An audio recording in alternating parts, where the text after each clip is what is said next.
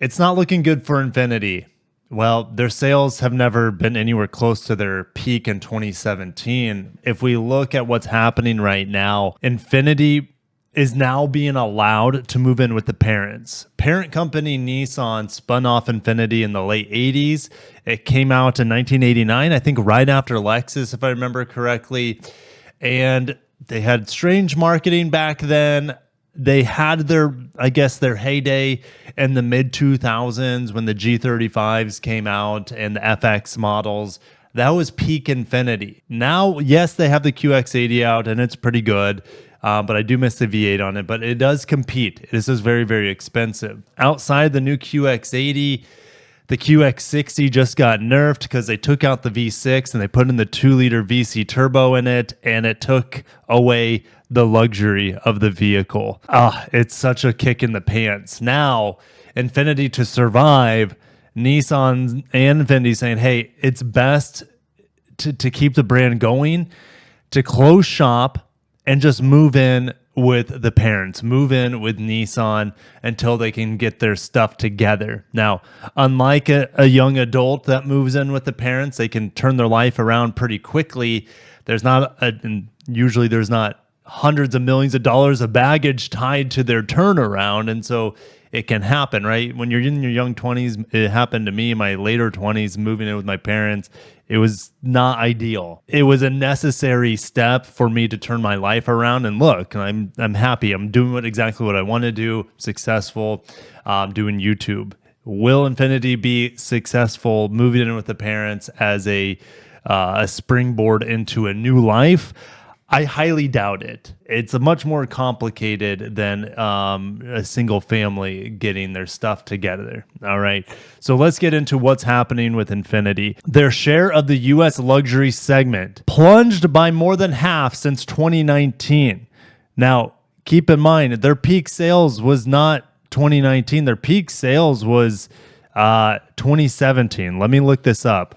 In 2017, the Infiniti sold 153,000 units. 153,000. So let's go back. In 2019, they sold less than 90. So 153 minus 80, let's just say 88,000. They sold 65,000 less units in just 2 years.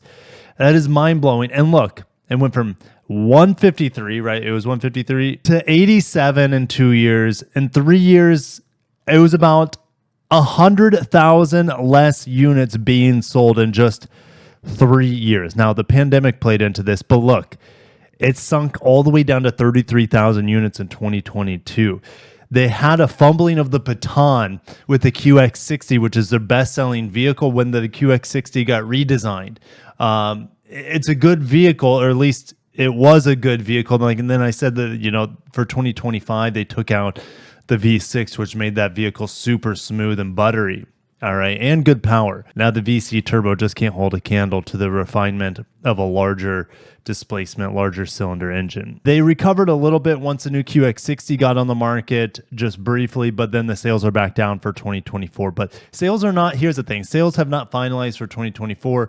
We will see a higher final in 2024 compared to 2023. So they're going back up.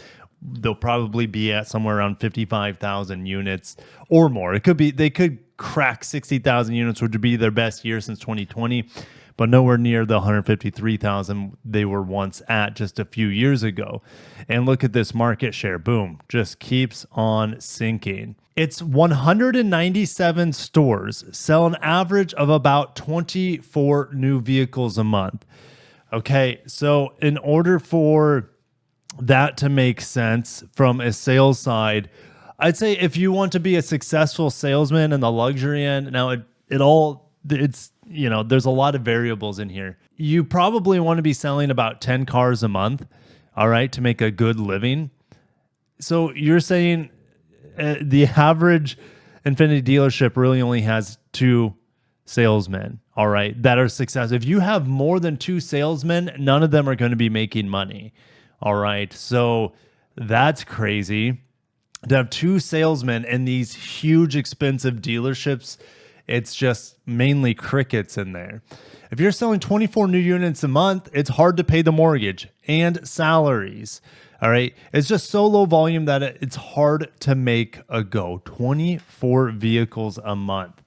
That is absolutely nothing. All right. If you're, I don't know, Bentley, you can make the case, right? Because those vehicles cost hundreds of thousands of dollars, but they're taking a loss many times on these models from Infiniti.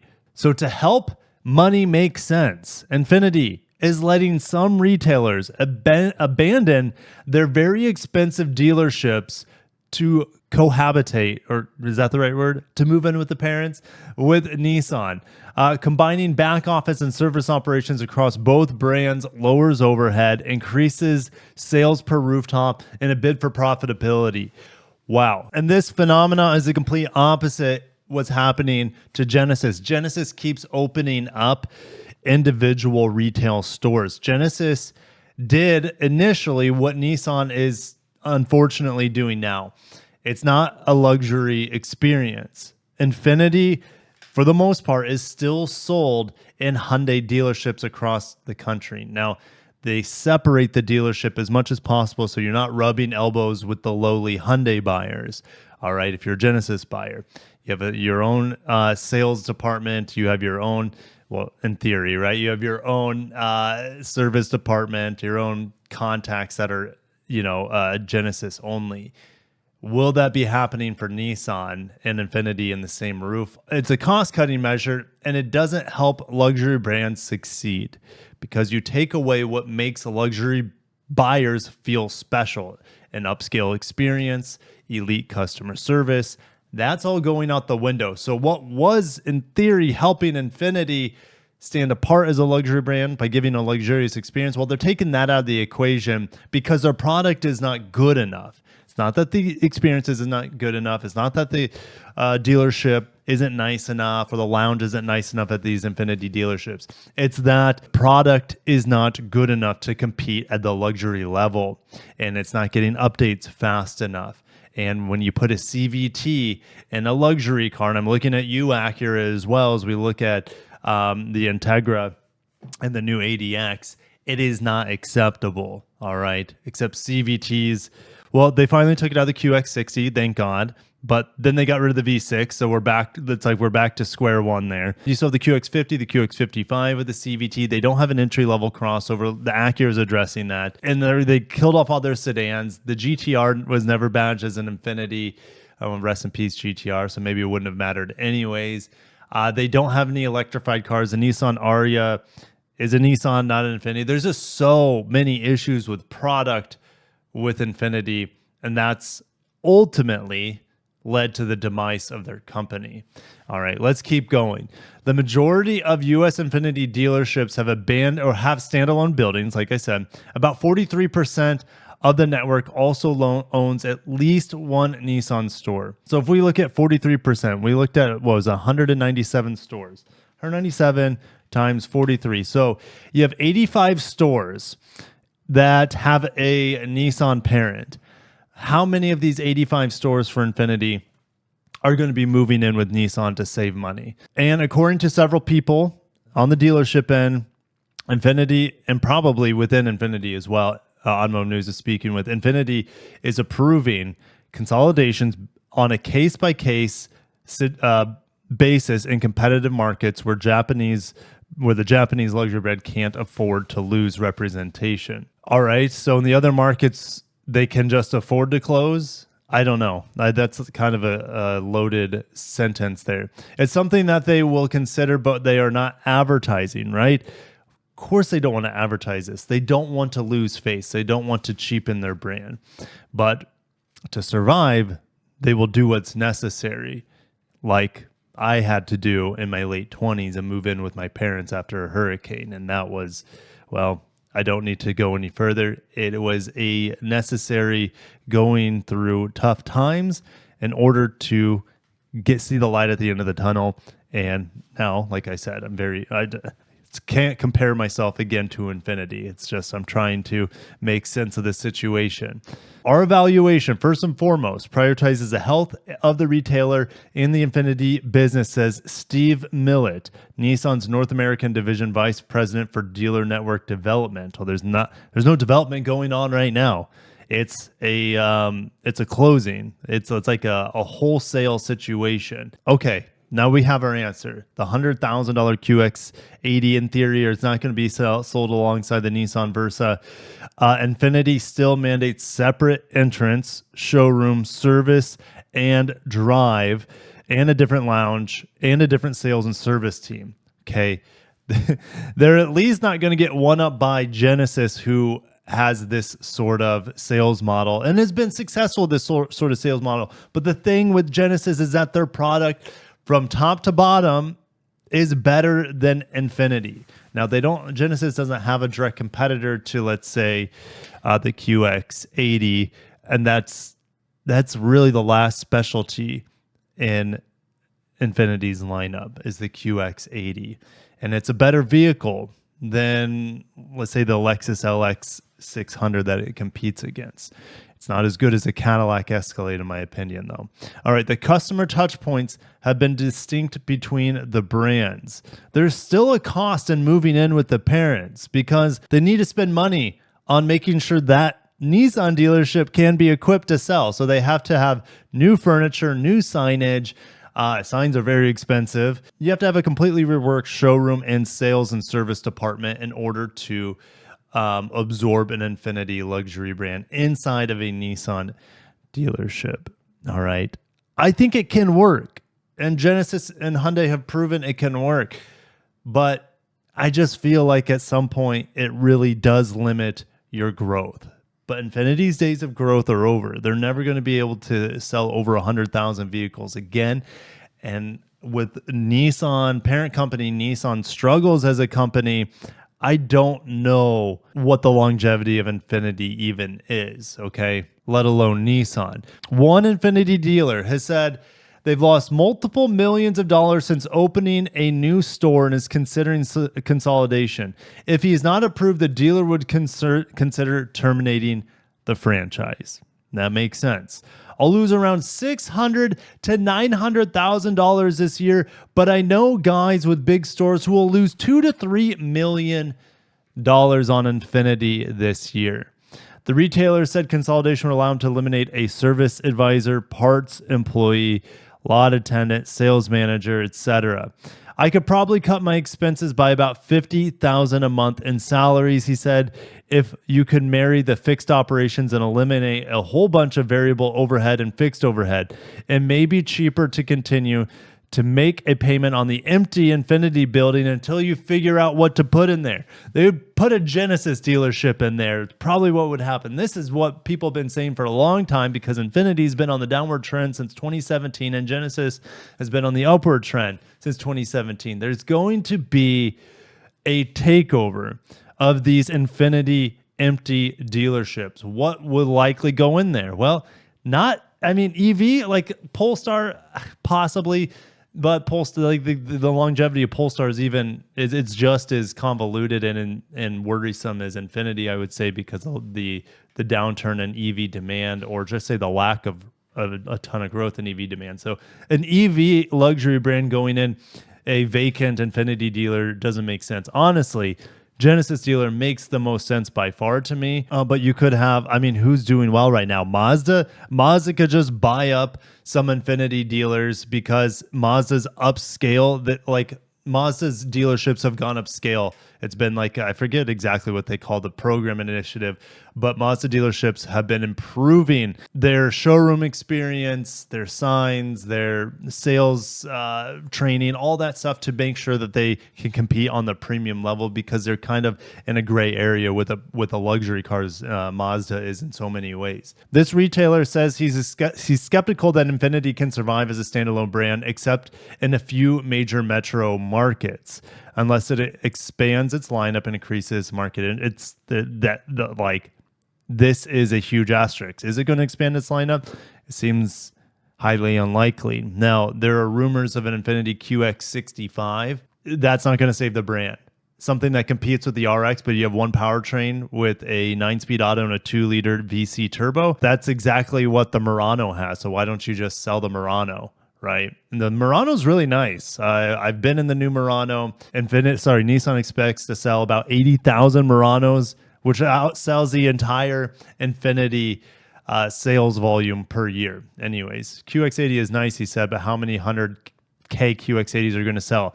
Like 1 to 2 a month, unless they're heavily discounted. When I was selling for Lexus, we sold just hardly any LXs, and that was in a snowy market. All right, now I know the QX80 probably outsells the Lexus LX, but let's say you sell 5 a month. That's not enough to keep the doors open. They remind us that this has been happening in Canada. Canadian Infiniti dealerships have been moving in with Nissan dealerships, which has been going on since 2021. Infiniti expects 70% of Canadian stores connected with two Nissan locations, up from 40% in 2020. And it looks like it's actually working up north of the borders. So will it work here in the United States? I'm not so certain. And the irony here is the U.S. retail consolidation comes 18 months after Infiniti debuted a global showroom standard ahead of a planned portfolio revamp. Well, we don't have these sort of dealerships existing, nor will they ever exist. Infiniti dealerships are all closing down. I'm not going to say all closing down, but I just don't see longevity in the brand. You need to have good product. And good product is not like the QX80 is good. It's not excellent. One product, and the QX60 was good.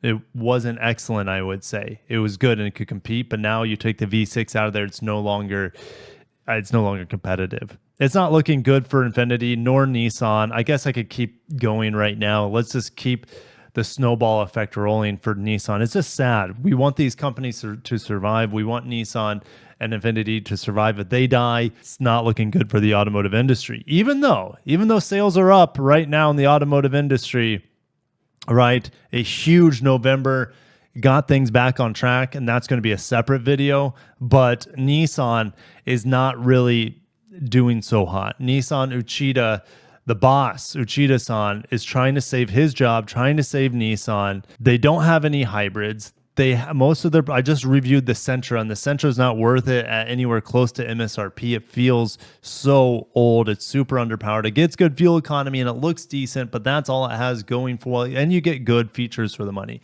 So it's not a terrible buy, but you got to buy it at like a steep discount because there are a lot of competitors out there that would rather buy over the Sentra. And that's kind of what it is for most of Nissan's product. You got to buy them at a huge discount because they're just not that competitive. I love the new kicks, by the way. I really like the new kicks, and that could help save the brand. But again, no hybrids to be seen. Pathfinder, I like the Frontier. I like the Armada. I like the kicks.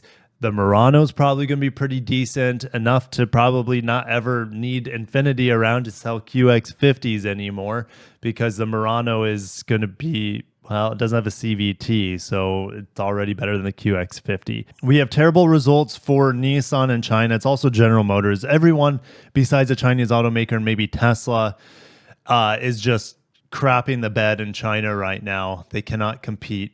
So Nissan's laying off 9,000 people, 20% dropping production capacity, and trying to cut $2.6 billion in costs. They're forfeiting their pay. Uchida and other executives are forfeiting their pay massively until they can get this ship turned around. And if he can't get things positive in the next 3 months, it seems that shareholders will try to kick Uchida out. I don't think Uchida's done a terrible job. He inherited a complete mess after the mess that Carlos Ghosn left the company. Now, some people will say Carlos Ghosn was a genius and he got volume up to high levels, but it wasn't sustainable. It was high volume over any other thing, right? Profitability was not important. It was just volume. Get more Nissans, get more Infinitis out on the roads, on the streets, and to hell with profit. That will work itself out in the end. That never happened. Instead, Ghosn was put in jail for misappropriation of funds, and then he was smuggled out of the country and is still living as a fugitive in Lebanon. All right. But hey, he might get tried in France from the last thing I heard. And here's a beautiful Nissan Sakura that I saw at the auto show in Japan last year, and that was the only car I covered from the Nissan booth. Why? Well, everything else was an outlandish concept that wouldn't see production ever. They looked like comic book sketches, and they were cool, but why cover something that's never going to have any sort of production relative, right? So the Sakura was the most exciting vehicle for me, and maybe the Nissan Noara that was there at the Japan Mobility Show. But this video is going on too long. No pun intended. Gone on, Carlos gone. It's gone on too long. I don't know. I'll put this link in the description if you guys want to read more about it. But Infiniti's problems is they're not in a bubble. They're not in a vacuum. Their problems are due to Nissan and Nissan's mismanagement, Nissan's lack of product, Nissan's failure, I guess you could say. So look at like this article is so long. This could be a 40-minute video on just this article and breaking it down. And yeah, CFO from Nissan stepped down this past week, and it's a bloodbath. So I'm shutting it down. Thank you guys for watching. Pour one out for Infiniti. It's just sad to see a lot of jobs are going to be lost. I'm sure Nissan dealerships are happy, something to get excited about, but Infiniti dealers, Infiniti brand, Infiniti as a general idea could be a part of history very, very soon. Time will tell though, right? I'll catch you guys in the comments. Catch you in the next video. Peace.